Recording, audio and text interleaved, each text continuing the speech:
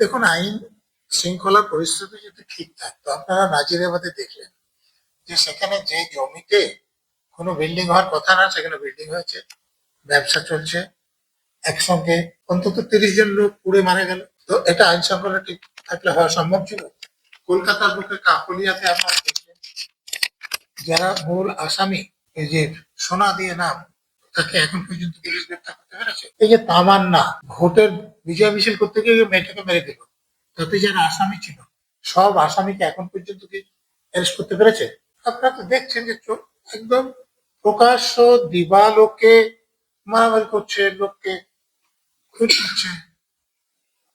ভাঙড়ে দেখলেন রাস্তা মেরামত করছে, পিচের রাস্তা কেমিক্যাল বলছে, তার মানে সেটা পিচের সম্ভাবনা সব থেকে বেশি। তো সেখানে একটা গ্রামে বিস্ফোরণ হলো, এক একজন এক এক রকম কথা বলছে।